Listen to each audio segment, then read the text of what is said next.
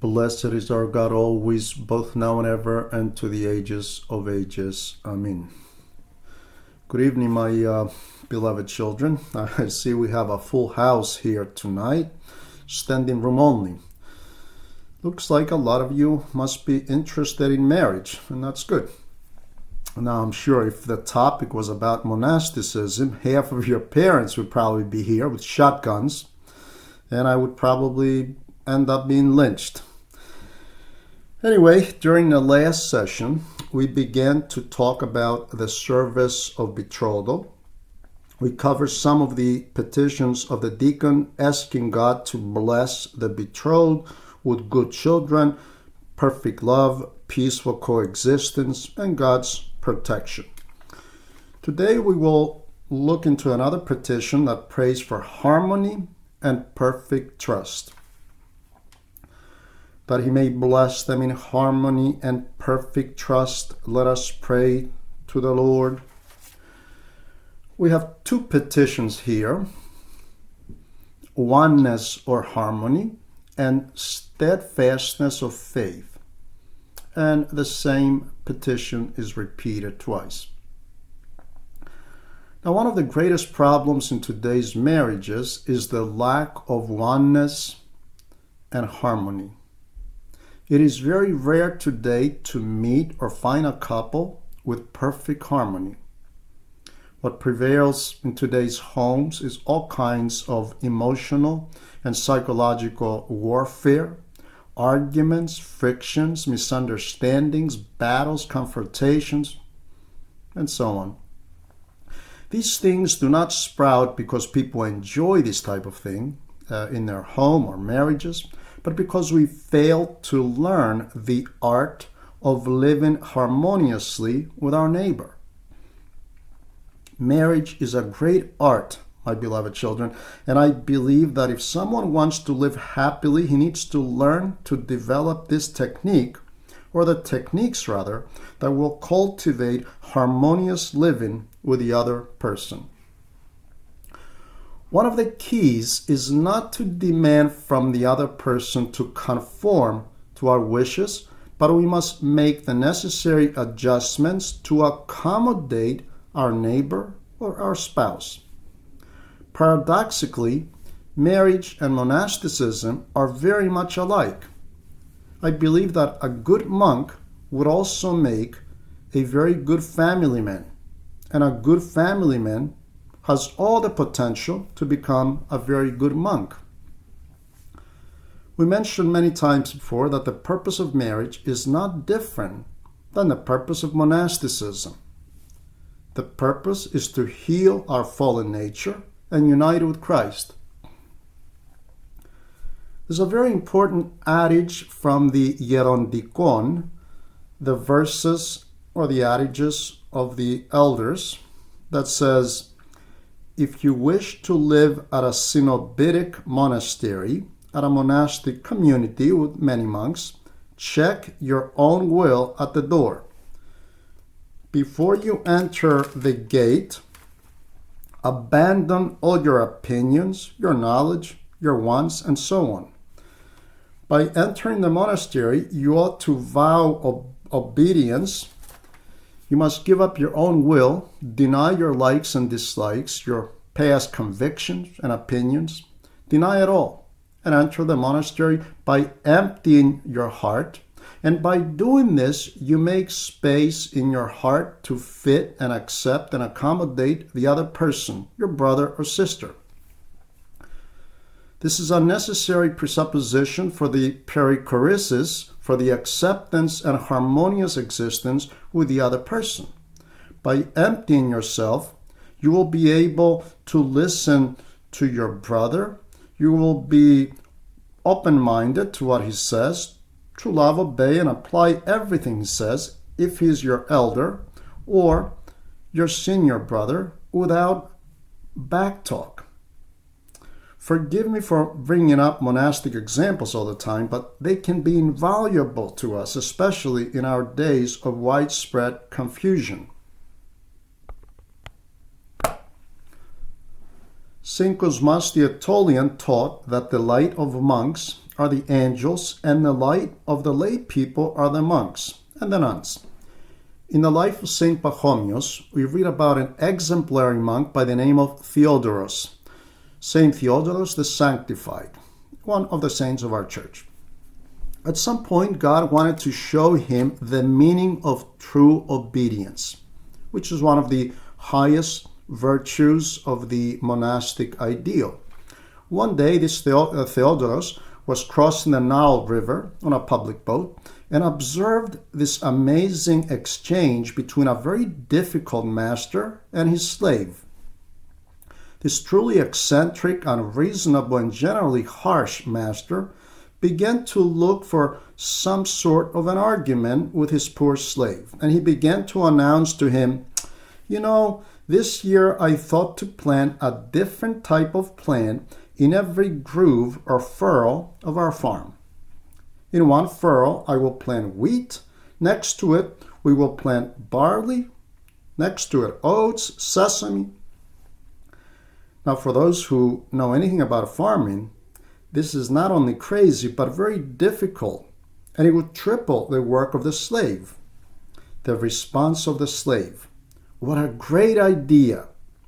This is exactly what we need to do, so we can have all kinds of different foods from one farm. And the master continued, by the way, I also decided to irrigate our farm at night. Now, without moonlight, it would be extremely difficult to see at night without generators and electricity. The response of the slave: what a great idea! This way, we will avoid the heat of the day. This is the way to do things. The master continued to introduce all kinds of strange and unreasonable ideas, and every time the slave congratulated the master for his wisdom and ingenuity. So we read in the life of Saint Theodoros that no matter what the master tried and how hard he tried, he was incapable to upset, discourage, or sadden his slave.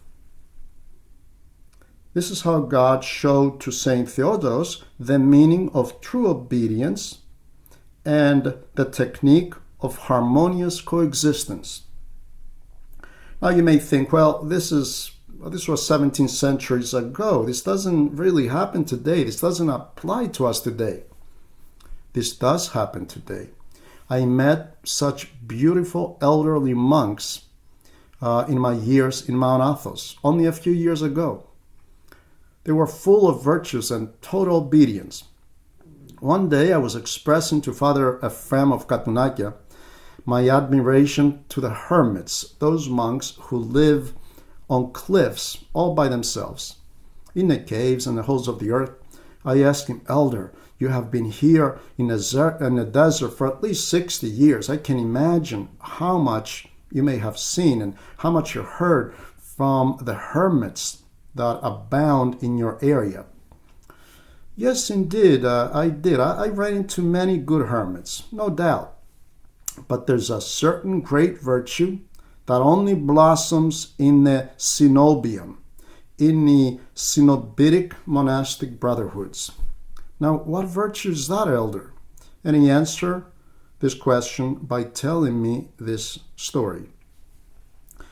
Years ago, I was sent by my elder to the monastery of Dionysiou to get some table wine and some wine for Holy Communion. I took 2 empty flasks, about 2 gallons each, one to be filled with sweet black wine for the Divine Liturgy, and the other flask to be filled with white dry table wine. Now this monastery, which is built on a huge rock, just like the Meteora, it's known for its wine production. The wine cellars are 7 stories below the visitors' quarters. The wine is stored in huge barrels so huge, such huge dimensions that one could possibly swim in them. The winekeeper was an elderly monk, and to get to the wine, he needed to walk down 7 stories with very steep and dark stairs. So Father Ephraim went to this monastery early in the morning, and he placed his order and waited. After a while, the monk came up and said, "Father Ephraim, we don't exactly have what you ordered. We have dry black wine and white sweet wine." Okay, that's fine. Give me what you have. After he went down and came up, Father Ephraim changed his mind. Maybe I should only take the table wine because our elder doesn't really use dry wine for the divine liturgy. So please go down, empty the white wine so I can only take back the 1 flask of the table wine. Very well. The elderly monk descended another 7 flights of stairs, emptied the 1 flask, and brought it back. Father Ephraim starts again. "You know, what if my Yerunda doesn't like the black dry table wine? I will have to carry it all the way to our monastery up the mountain, and then, if he doesn't like it, I have to bring it back. Why don't you go down again, empty the other one too?" He goes down all the way again, empties the 2nd container of wine, and when the winekeeper returns, Father Ephraim is thinking out loud again. Now how can I go back to my elder empty-handed? I think I'm going to take the wine back, and if he doesn't like it, we can always return it. "Very well, Father, no problem." He goes down again and returns with the 2 filled containers. About 40 minutes before the departure of the boat, Father Ephraim says, "I got it. Why don't you empty them again? We will leave the containers behind, and we will send you a message to tell you exactly what we want." "Great, no problem, Father." He went down and up the stairs 7-8 times for half a day.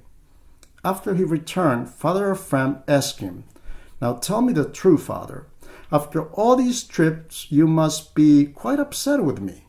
You must be a little angry with me, thinking that I deserve to wear some of this wine, right?" "Oh, no, not at all, Father Ephraim. Not a single thought like that." "But why?" Father Ephraim asked.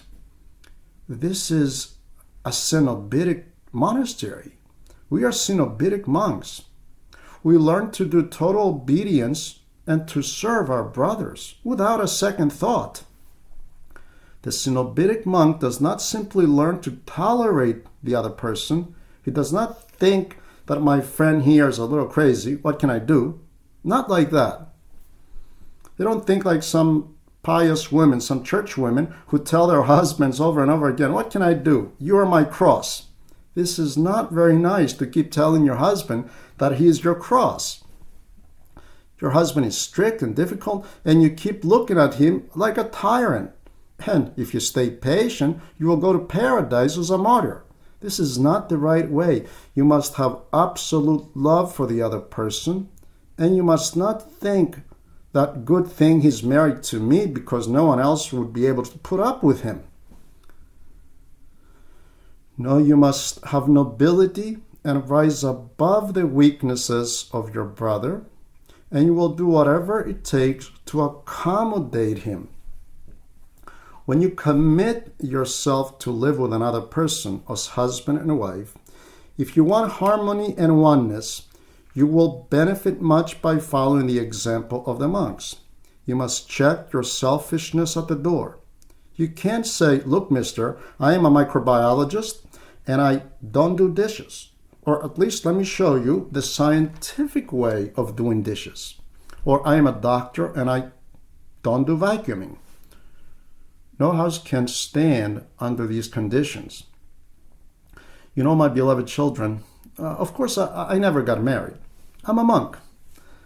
But I remember such wonderful scenes from my monastic experience that I often think if the people in the world knew and apply these principles, how beautiful their marriages would become. I remember this wonderful elderly monk at St. Paul's Monastery. He was tall, snow white, with a beard down his belly, and full of joy. Father Methodius.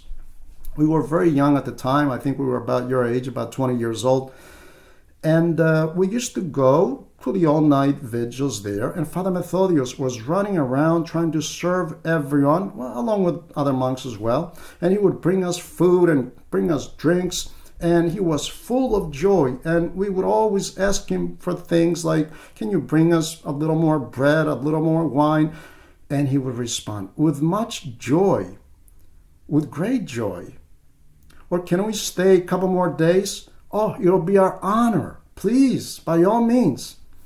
Or can we come back next weekend and bring 15 other people with us? Oh, it will be our great honor. It will be our joy to have you. And he meant it. He always said, as you like, as you please. We never heard him correct or dictate or do things this way. This is how we do things at this monastery. Never. We were so happy to be near him because he was full of true joy and peace because he was serving his brothers. The most difficult thing for him was to do his own will. He reached the depth of humility and totally forgot how to become upset or argue about anything. And speaking of arguments, I think I may have told you the story about the two arguing monks in a desert. Well, I think I did, but we do have a lot of new students, so it would be good to repeat this story again. This is a great and a beautiful story which shows what happens when man becomes developed spiritually. These are simple things that we ought to learn from our home. We should not need the gospel or the saints to tell us how to live with people. God has instilled these things in our nature. We are social beings. Do we need Christ and his gospel to tell us how to live with another person? So we read in the Gerondicon, in the lives of the desert saints, the following story. Two ascetics lived together many years, 60, 70 years. And towards the end of their lives, the one that was a little bit more comical than the other said, you know, Father, we've been living together an entire life and we never had an argument. I heard that people in the world argue all the time. Now, we should try to have at least one argument before we die. The other one, who was a little bit more simple, said, as you wish, Father. If you want, we can have an argument. Let's try to have one. But how do we do it? Do you know how? The first one goes, I think I have an idea. We will take this water pot, we'll put it in the middle, and we'll say that this belongs to me. And then you will say, no, this belongs to me. And then I will say, no, this is mine. And then you'll say, no, it's mine. And before you know it, we'll have an argument. So the first one started, this water pot is mine. The second one goes, no, Father, I think it's mine. The first one repeats again, no, it's mine. And the second one says, oh, okay, if it's yours, just keep it. You can have it. So these two great ascetics died without being able to complete their first argument because they learned how to live with each other, to live with one another. If people do not learn some of these basics, they cannot even live on their own. I have seen people argue all by themselves. I saw someone kick his refrigerator without anyone being around him, anyone bothering him. Or they take the cell phone and slam it on the floor if they don't get their way or if something doesn't go right. My beloved children, the underlying cause of all these things is the great illness of egotism. They all sprout from the selfish will. Man wants to do things his way or the highway. And he takes this ill attitude in his marriage, and he centers everything around his highness, around his egotistical will. He wants people to bow down to his beliefs, opinions, and convictions. This is what I like. This is the right way. This is what I want out of this life. And if you don't do things my way, I will never be happy. They finally get a child or two, if they get that far, with this kind of attitude. And then the saga continues. I want to raise my child this way. No, that's the wrong way. No, I don't agree with that. He's also my son. He's my child.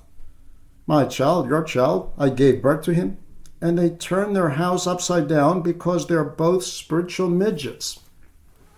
And everyone around them suffers and pays dearly for all this, for this spiritual infancy. In the absence of harmony, everything and everyone becomes suspect. Your mother is influencing you. Why is she coming around anyway? She has no business here, forgetting that she's not just her mother or his mother. You're looking at your mother-in-law as something foreign to you because you never really grasped the mystery that turned you into one flesh with your husband or your wife. You never understood or comprehended the power of this great mystery. If you became one flesh with your husband or wife, then how can you say your mother or his mother or her father? You are both one flesh, so her mother is also your mother. Most of this is forgotten after a year or two, and when everyone demands his individual rights and wants, his selfish desires to be met, then the marriage becomes dysfunctional, like most marriages today.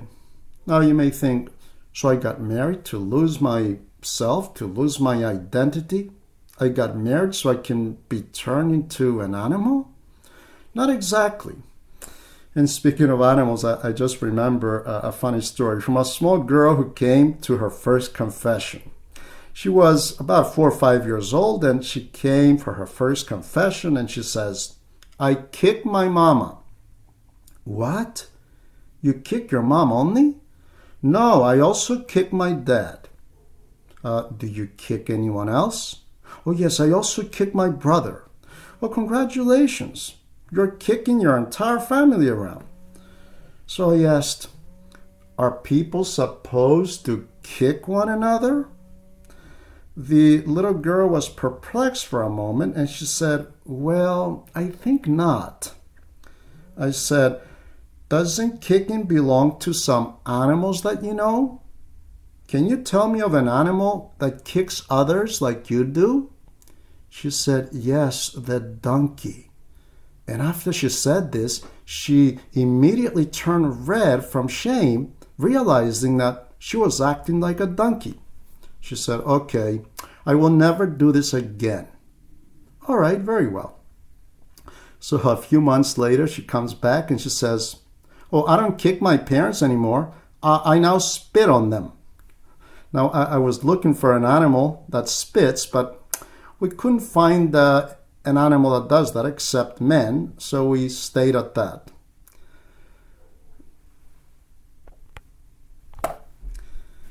As you can see, my beloved children, a lot of this has to do with our upbringing and how we are taught to communicate with the other person. Man does not lose his identity in the marriage.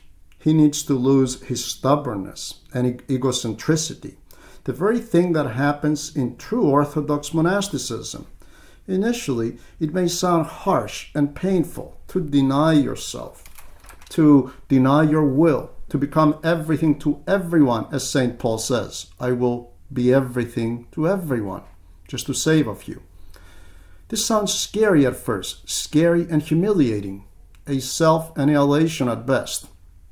But there is a paradoxical mystery at hand here. We must descend to Hades, put to death our egocentric desires, and only then we will begin to resurrect as a new being. Once we shed these selfish ambitions, then we will begin to discover our hidden man, our true self. You suddenly discover the health of your soul and your most genuine self. your most genuine expression, and your true humanity. Man expresses himself correctly when he acquires the sacrificial spirit, because sacrifice is the ultimate expression of love.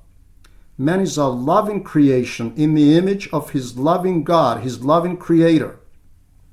God is love, and as an image of God, man must also be imbued with love.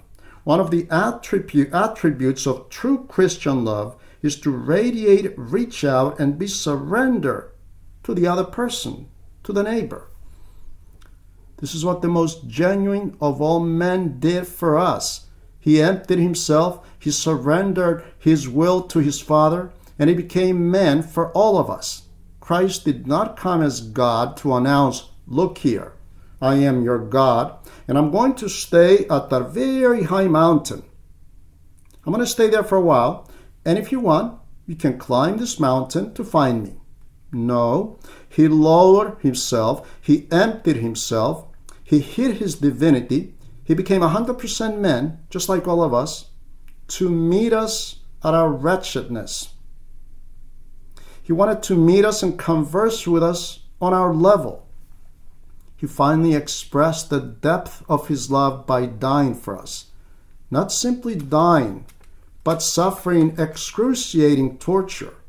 He could have died in a more civil manner, with a more dignified death. Why did he choose to be betrayed, ridiculed, spat upon, flogged, and hung on the cross? He did all these things to show his immense love for men and to move the calloused hearts of men with his sacrifice. He did not try to convert us or reach us with the splendor of his divinity or his power or his miracles. He did not try to compel us like a dynast or like the God of the false prophet Muhammad. You either change or else.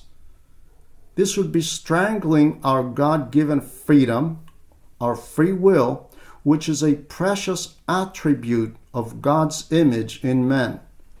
He dealt with us with complete freedom.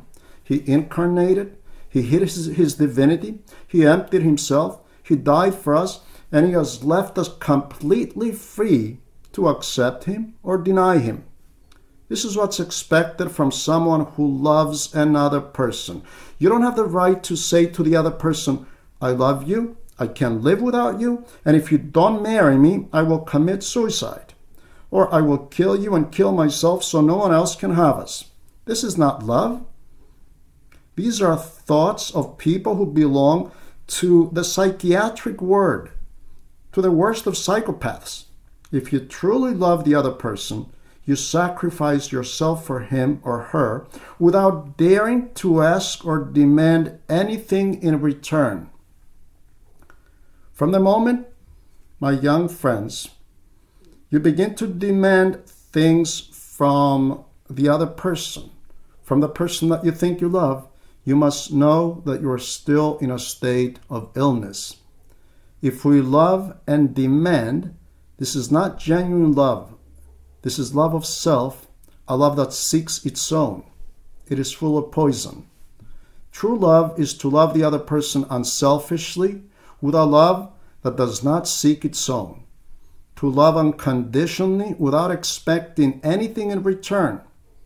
Do not even expect to be loved back. You must not feel the need to be loved back.